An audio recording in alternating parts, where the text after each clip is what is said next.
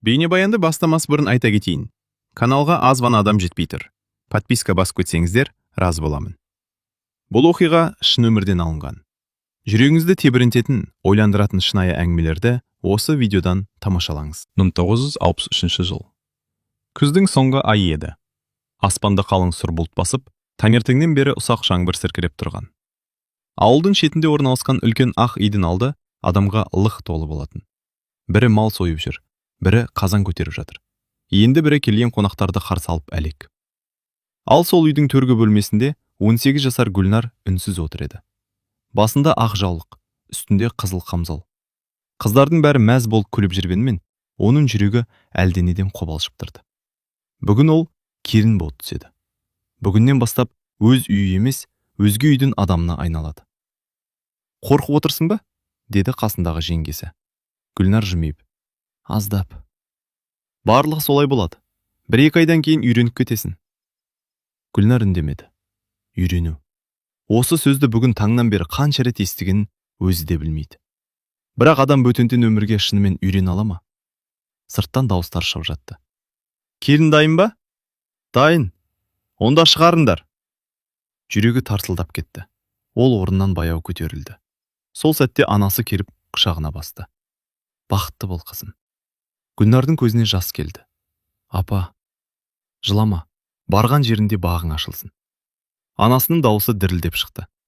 Гүлнар осы сәтте бәрінің өзгеретінін түсінді. Бала күн, мектеп, достар, туған үй. Барлығы артта қалмақ. Түс ауа той аяқталды.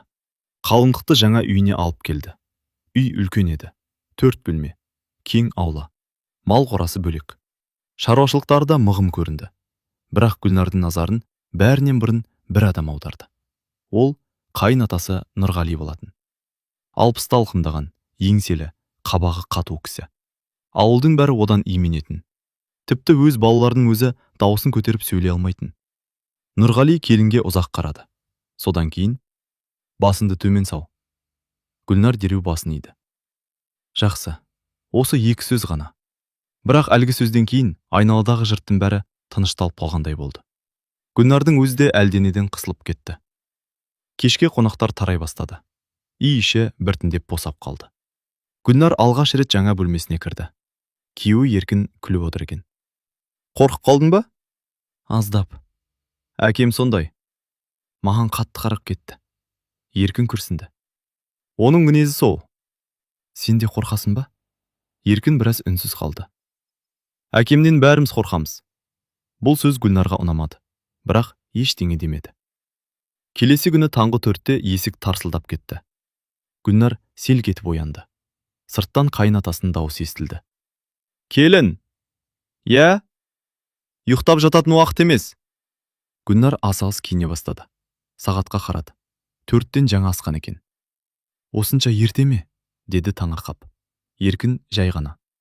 Тұр, әкем ұнатпайды. Гүлнар сыртқа шықты. Аула қараңғы, суық. Жаңбыр иісі аңқып тұр.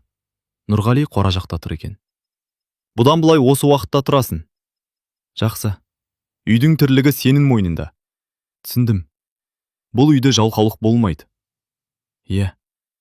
Нұрғали тағы біраз қарап тұрды. Сосын артына бұрылып кетіп қалды. Гүлнар оның көзқарасынан бір түрлі суықтық сезді. Күндер өте бастады. 1 апта, 2 апта, 1 ай. Гүлнар таңғы 4-те тұрады. Су тасиды, нан жабады, сиыр сауады, тамақ әзірлейді, кір жуады. Кешке дейін тыным таппайды. Бірақ қайын атасының аузынан бір ретте мақтау естімеді. Керісінше, керіс қимылда, ұқыпсызсың, қайта істе. Осындай сөздер ғана. Кейде Гүлнар жастарына бетін басып жылайтын, бірақ ешкімге білдірмейтін.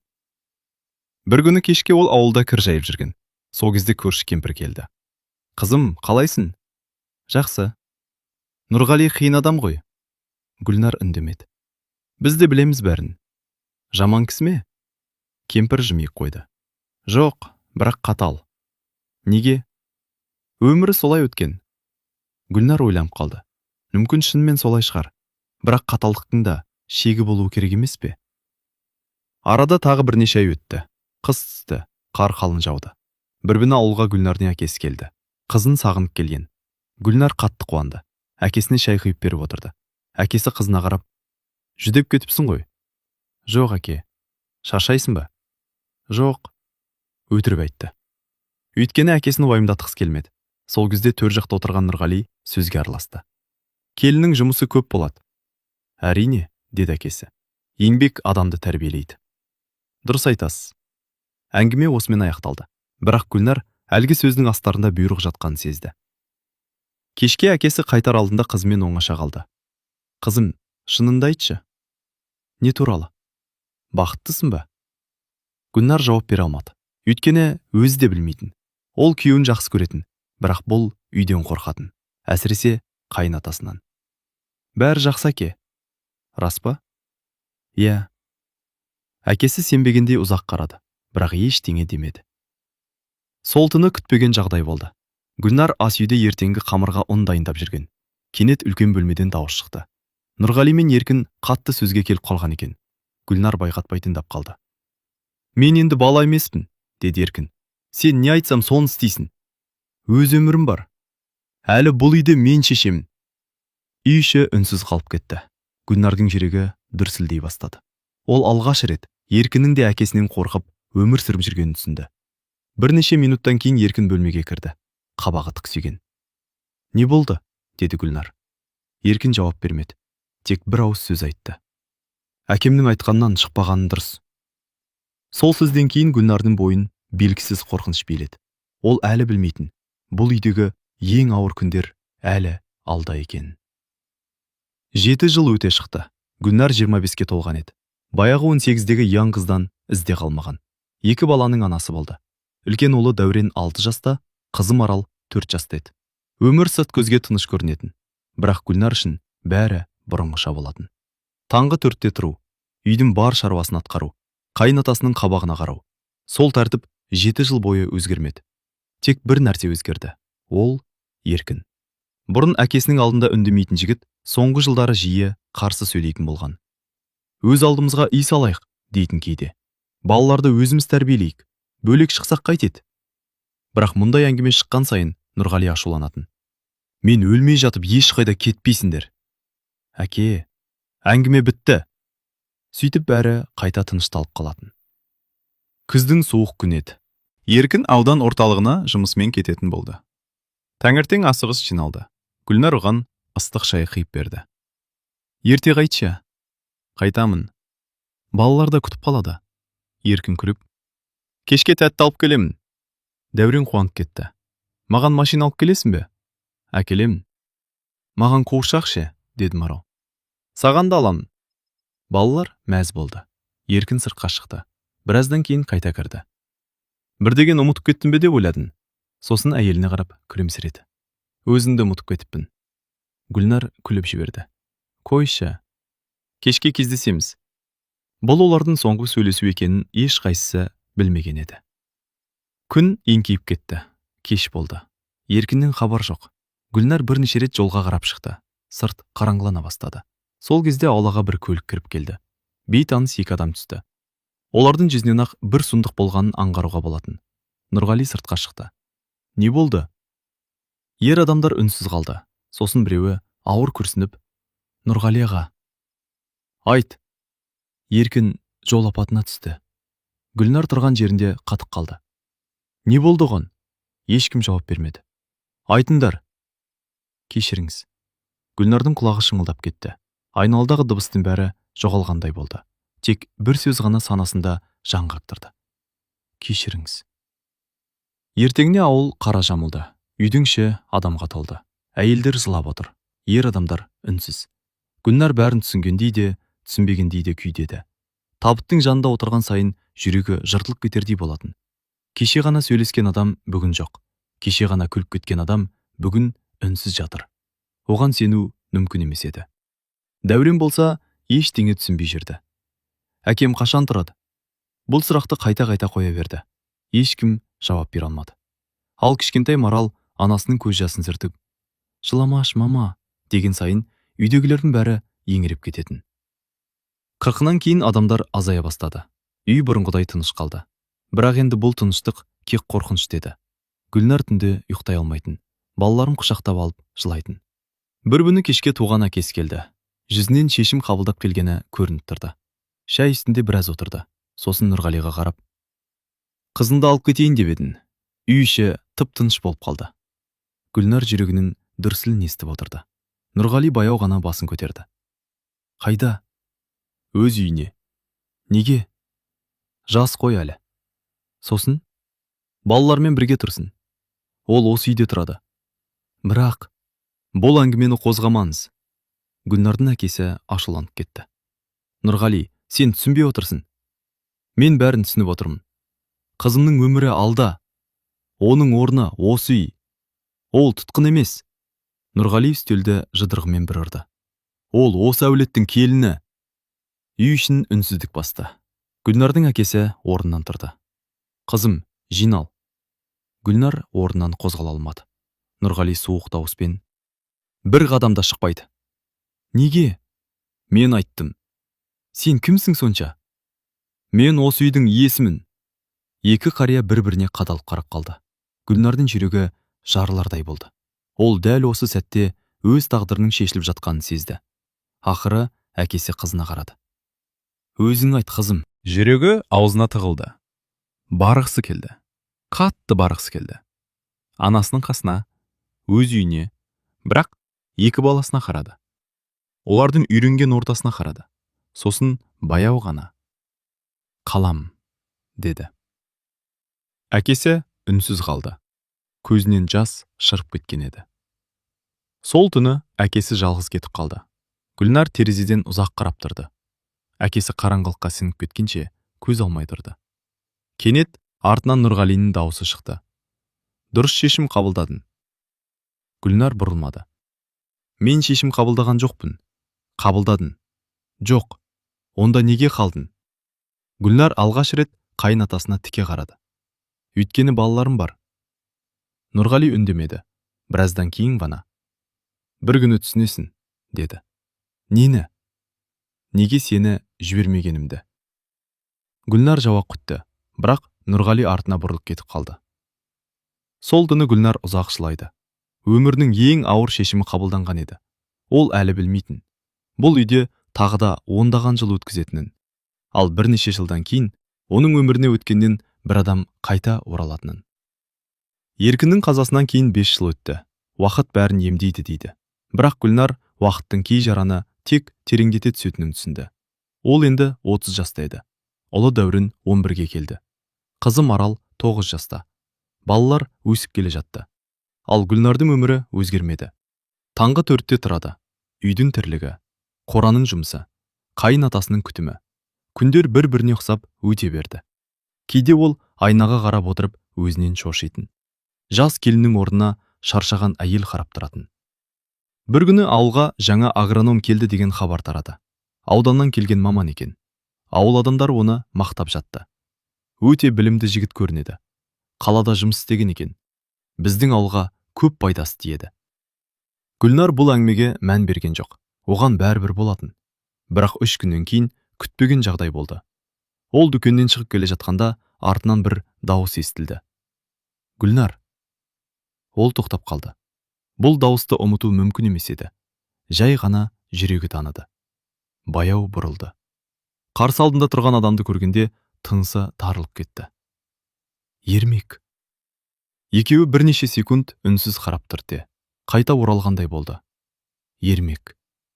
Гүлнардың алғашқы махаббаты. Мектепте бірге оқыған, бірін-бірі жақсы көрген, бірақ тағдыр қоспаған. Гүлнар тұрмысқа шығып кеткен, ал Ермек қалаға кетіп қалған. Содан бері көріспеген. «Қалайсың?» деді Ермек. «Жақсы. Сені танымай қала жастадың.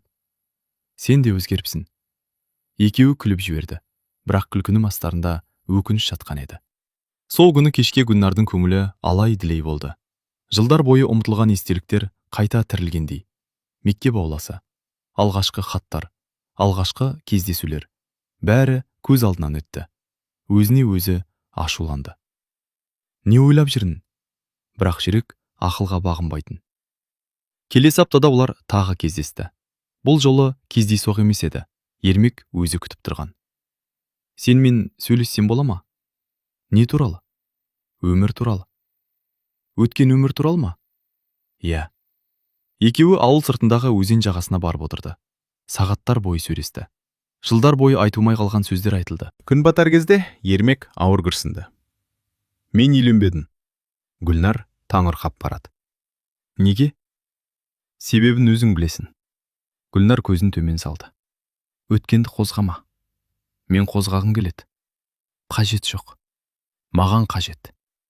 Ермек алғаш рет оның көзіне тіке қарады. Мен сені ұмытпадым. Гүлнардың жүрегі шым ете қалды. Осы сөзді естімегеніне қанша жыл болған.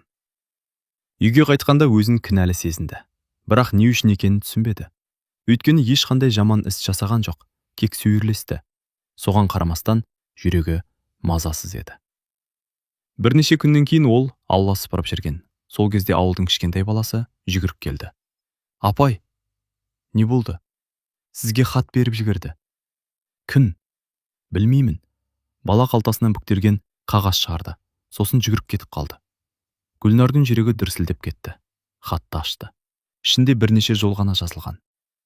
Гүлнар, мен өмір бойы күтіп келем. Егер қаласан, қалған өмірімізді бірге өткізейік. Мен сені әлі жақсы көрем. Ермек. Гүлнардың қолы дірілдеп кетті.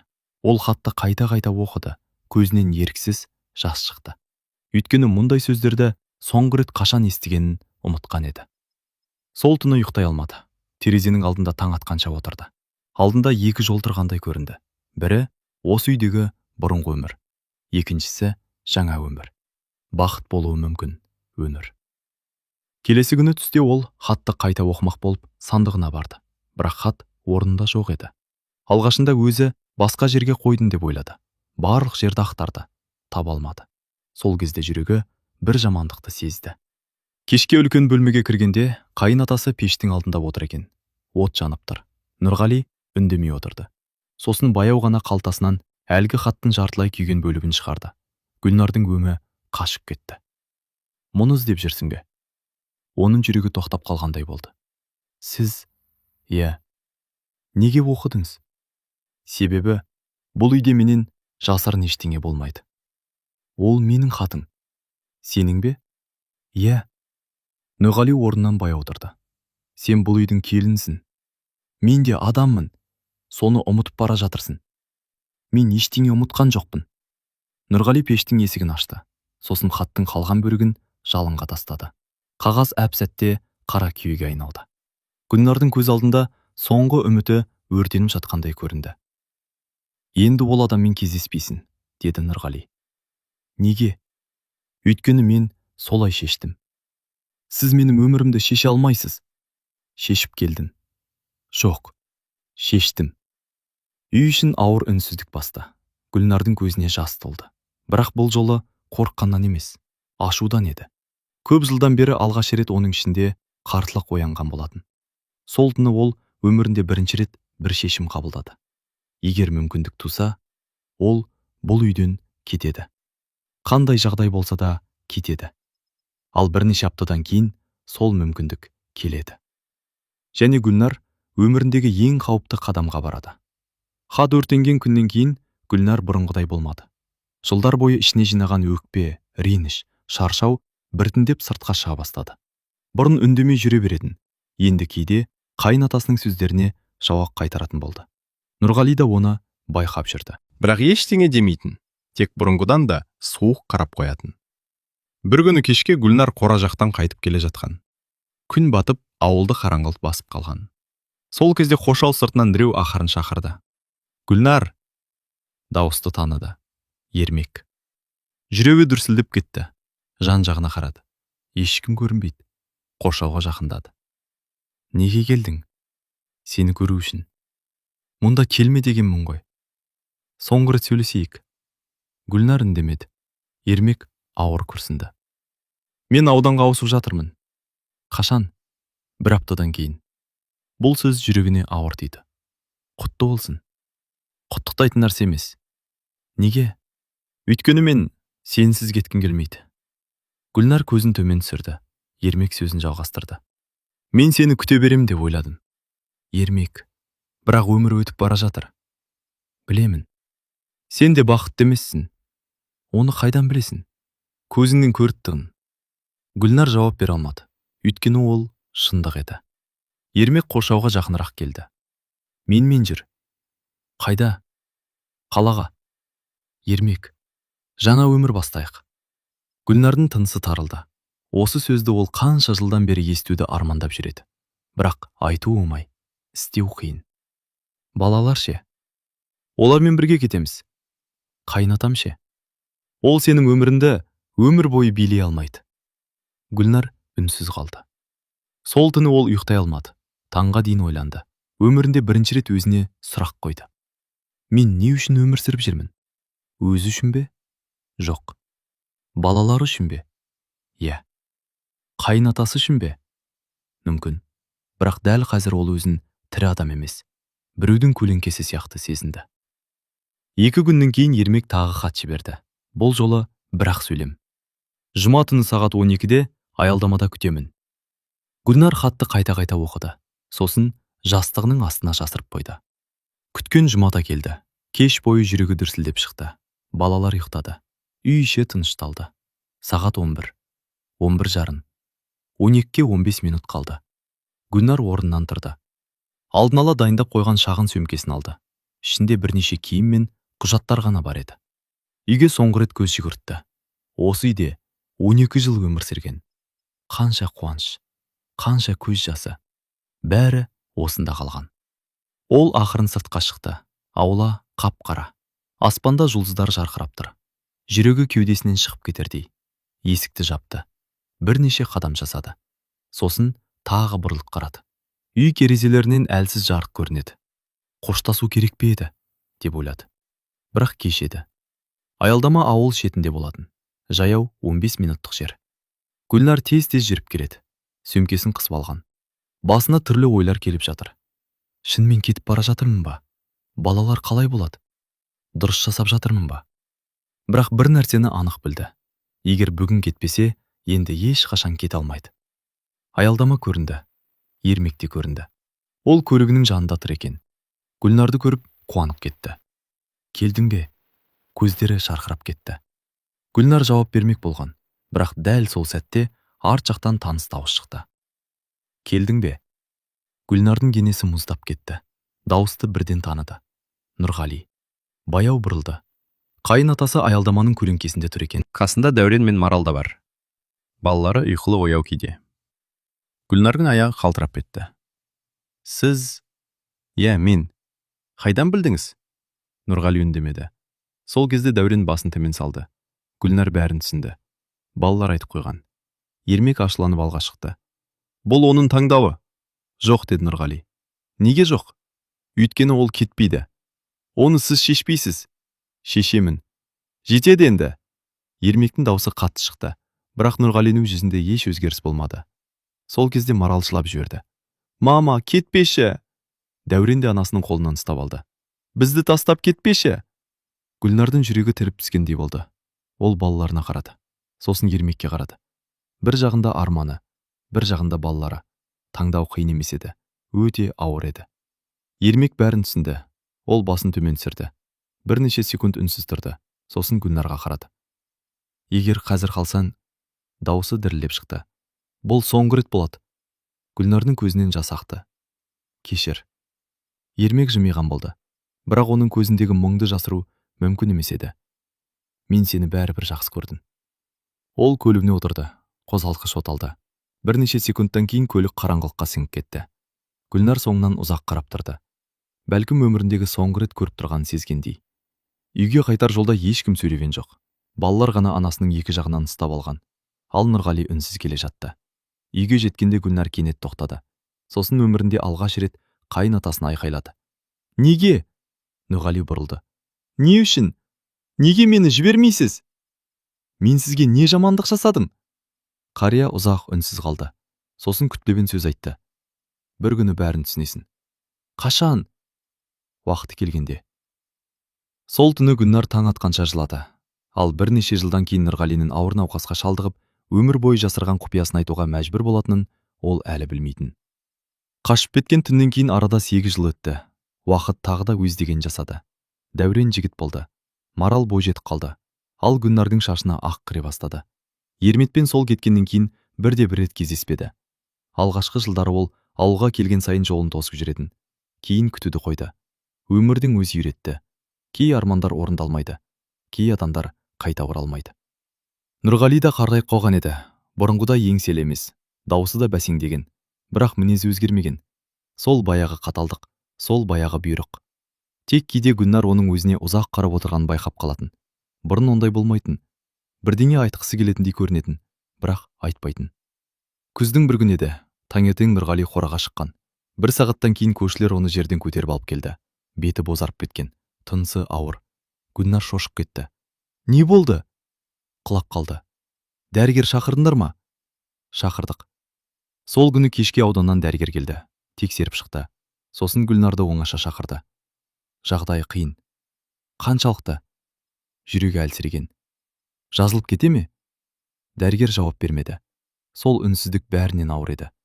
Сол күннен бастап Нұрғали төсекке таңылды. Бұрынғыдай жүре алмайтын болды. Үйдің бүкіл тірлігі тағы да Гүлнардың мойнына түсті. Бірақ бұл жолы ол шағымданбады. Өйткені алғаш рет қарияны әлсіз күйде көріп тұрған еді.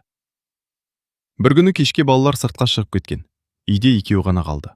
Нұрғали терезеге қарап жатыр екен. Кенет: Гүлнар.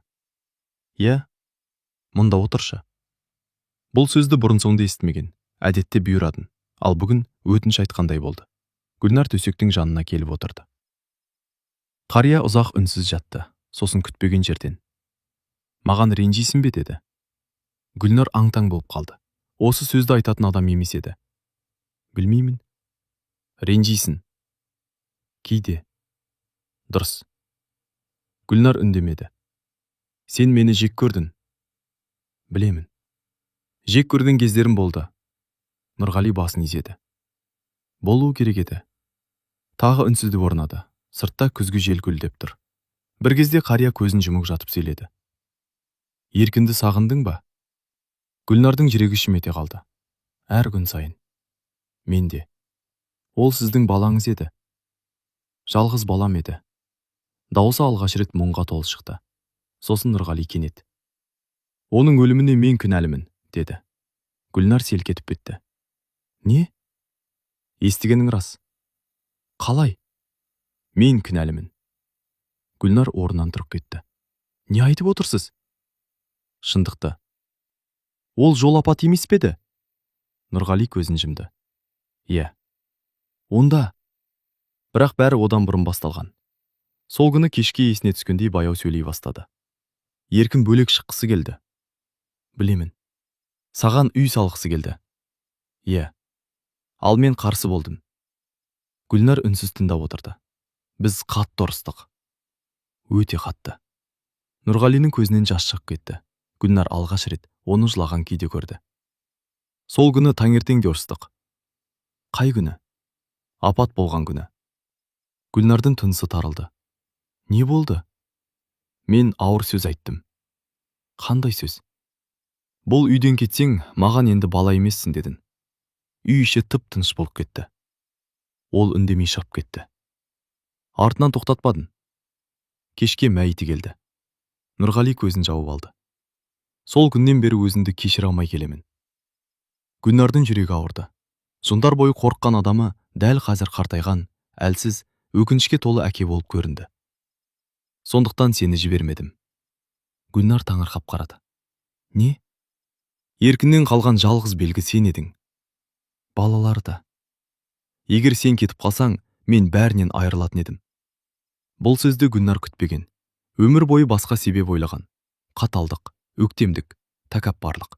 Ал шындық басқа болып шықты. Бірақ бұл дұрыс емес еді. Нұрғали баяу басын изеді. Білемін. Менің өмірімді де ойлау керек еді. Білемін. Сонда неге тоқтамадыңыз? Қария ұзақ үнсіз қалды. Сосын сыбырлағандай: Өйткені мен қорықтым деді. Гүлнардың көзіне жас келді. Өмір бойы ештеңеден қорықпайтын адам сияқты көрінген қарияның ең үлкен қорқынышы жалғыз қалу екен. Сол түні екеуі ұзақ сөйлесті. Көп нәрсе айтылды. Көп нәрсе алғаш рет ашылды. Бірақ әңгіменің соңында Нұрғали тағы бір сөз айтты. Мен саған әлі бәрін айтқан жоқпын. Гүлнар таңырқап қарады. Тағы не бар? Қария көзін төмен түсірді. Еркіннің өлімі туралы сен білмейтін тағы бір шындық бар. Сол сәтте есік ашылып, балалар кіріп келді. Әңгіме аяқсыз қалды. Ал әлгі құпия бірнеше айдан кейін бүкіл әулетті дүр сілкіндіретін еді. Нұрғали мен Гүлнардың арасындағы сол әңгімеден кейін 3 ай өтті. Қарияның жағдайы күн сайын нашарлай берді. Бұрын төсектен тұрып жүретін, енді оған да шамасы келмейтін болды. Дәрігерлер жиі келіп жүрді, бірақ бәрінің айтатыны бір сөз еді. Уақыт керек. Алайда бәрі уақыттың аз қалғанын түсініп жүрген. Бір күні түнде Гүлнарды Нұрғали шақырды. Үй іші ұйықтап қалған кез, сағат 2 шамасы болатын. Гүлнар. Даусы әлсіз шықты. Гүлнар дереу қасына келді. Не болды? Шкафтың үстіңгі тартпасын ашшы. Гүлнар ашты. Ішінде ескі былғары папка жатыр екен. Мынаны ал. Бұл не? Уақыты келгенде ашасын. Қазір айтпайсыз ба? Нұрғали басын шайқады. Әлі емес. Сосын күтпеген сөз айтты. Егер мен кетсем... Гүлнар оның сөзін бөліп жіберді. Ондай айтпаңыз. Тыңда. Балаларға ренжіме. Неге? Кейде адамдар ақшаны туыстықтан жоғары қояды. Гүлнар түсінбей қалды. Не айтқыңыз келеді? Бірақ Нұрғали жауап бермеді. Тек көзін жұмып қалды. 2 аптадан кейін ауылға қаралы хабар тарады. Нұрғали ақсақал дүниеден өтті. Жасы 80-ге таяп қалған еді. Бүкіл ауыл жиналды. Көп адам келді. Өйткені оны бәрі танитын. Қатал болса да, әділ адам деп сыйлайтын. Жаназа өткен соң үй іші босап қалды. Гүлнар өзін бір түрлі сезінді. 40 жылдан астам уақыт бірге тұрған адам жоқ. Қорыққан, ренжіген, кейде жек көрген, кейде аяған. Бірақ бәрібір өмірінің үлкен бөлігіне айналған адам еді. 40-нан кейін нотариус келді. Өсиет оқылатын болды. Үйге барлық туыстар жиналды. Нұрғалиның інілері, жиендері, ағайындары.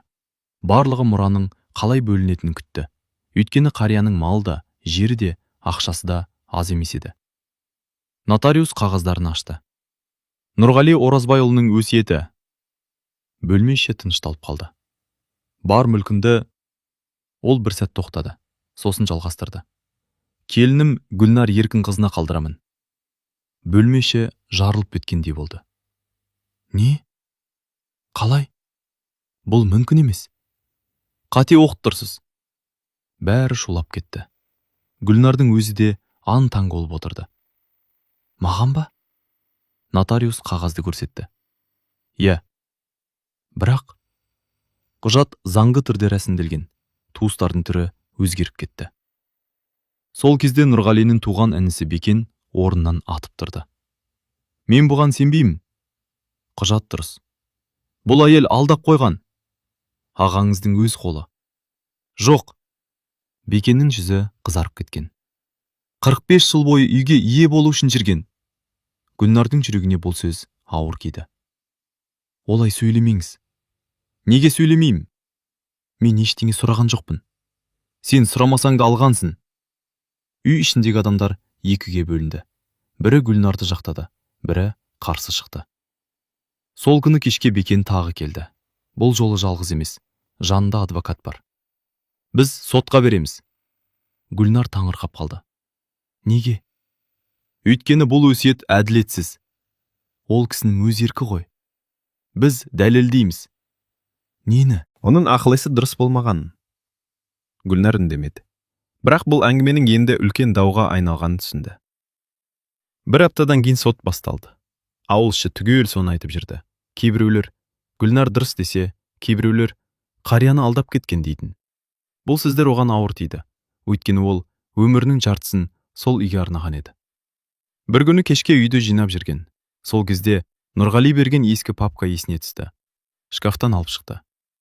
40 жылдық шаң басқан құжаттар, ескі суреттер, хаттар және бір қалың конверт. Сыртында Гүлнарға. Мен кеткеннен кейін ғана аш, деп жазылыпты. Гүлнардың жүрегі дүрсілдеп кетті. Конвертті ашты. Ішінен бірнеше қағаз шықты. Алғашқы жолын оқығанда өңі қашып кетті. Өйткені бұл Нұрғалиның қолмен жазылған мойындау еді.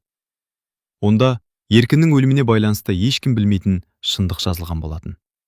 Және дәл сол құжат соттағы барлық жағдайды өзгерте алатын еді. Гүлнардың қолы дірілдеп тұрды. Түн ортасы ауып кеткен. Үй іші тыныш. Тек қабырға сағатының тықылы ғана естіледі. Ал оның алдында Нұрғалиның өз қолымен жазған хаты жатыр. 45 жыл бойы бірге тұрған адамның соңғы сыры. Гүлнар терең дем алып, оқуды жалғастырды. Гүлнар, егер осы хатты оқып отырсаң, мен бұл өмірде жоқпын. Саған өмір бойы айталмаған сөздеріңді қағазға жазып қалдыруға мәжбүр болдың. Гүлнардың көзі жасаурап кетті. Ол оқуды жалғастырды. Сен мені қатал адам деп ойладың. Мүмкін дұрыс та шығар. Өйткені мен саған ешқашан әкелік мейірім көрсете алмадым. Бірақ бір нәрсені білгеніңді қалаймын. Мен сені ешқашан жаман көрген емеспін.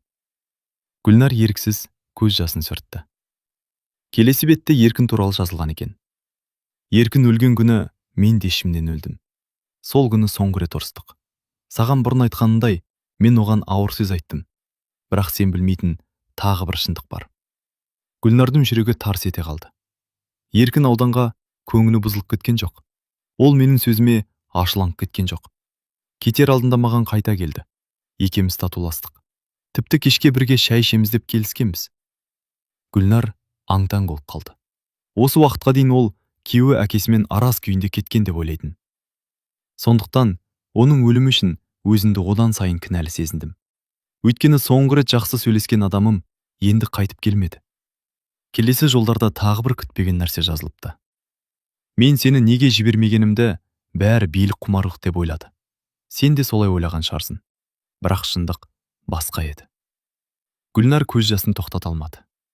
Сен алғаш келін болып түскен күні-ақ марқұм қызымды есіме түсірдің. Ол сенің жасында қайтыс болған. Содан бері қызым болған жоқ. Сені алғаш көргенде соны сездім. Гүлнар хатты оқи алмай қалды. Көзіне жас толып кеткен. Ол Нұрғалиның қызы болған бұрын соңды естімеген. Өйткені ол туралы ешкім айтпайтын. Сондықтан саған қатал болдым. Қателестім. Жақсы көргенімді көрсете алмадым. Жоғалтып алудан қорықтым. Ал қорыққан адам кейде ең үлкен қателіктер жасайды. Гүлнар хатты кеудесіне басты. Осы сөздерді 40 жыл бұрын естісе ғой. Бәлкім бәрі басқаша болар ма еді. Бірақ уақытты кері қайтару мүмкін емес. Ертеңіне сот отырысы болды. Бекем мен басқа туыстар тағы келді.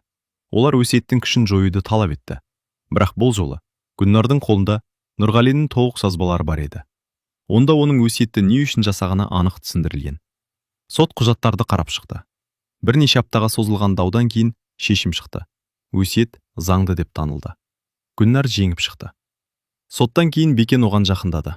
Баяғыдай ашулы емес, шаршаған сияқты. Кешір. Гүлнар үнсіз қарады. Біз бәрін басқаша түсінікпіз. Мен де көп нәрсені кеш түсіндім. Бекен басын изеді. Сөйтіп үнсіз кетіп қалды. Көп ұзамай Гүлнар тағы бір шешім қабылдады. Өзі күтпеген шешім.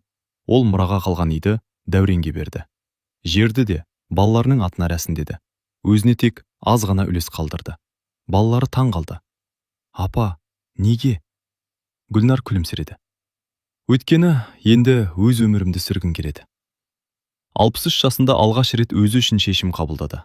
Бірнеше айдан кейін қалаға көшті. Шағын пәтер жалдап алды. Таңертең өзі қалаған уақытта оянатын болды. Өзі қалаған жерге баратын болды. Ешкіммен рұқсат сұрамайтын болды. Бір күні көктемде саябақта серуендеп жүрді. Ағаштар біршік жарып тұрған. Күн жылы. Айнала тіршілікке толы. Орындыққа отырып ұзақ ойға батты. 45 жыл. Тұтас бір ғұмыр. Өкініш те болды, қуаныш та болды. Қатерік те болды. Кешірім де болды. Сол сәтте оның ойына Нұрғалиның соңғы сөзі түсті. Бір күні бәрін түсінесің. Иә, ол енді түсінді. Кей адамдар сүйгенін сөзбен емес, өздерінше қорғап жақсы көреді. Кейде сол қорғауы өзгеге қасірет әкеледі. Бірақ ниеті жаман болмайды. Гүлнар аспанға қарап жымиды. Көңілінде өкпе жоқ еді. Реніш те қалмаған. Тек өткен өмірге деген тыныш сағыныш қана бар болатын. Сөйтіп ол алғаш рет өзін еркін сезінді. Нағыз еркін.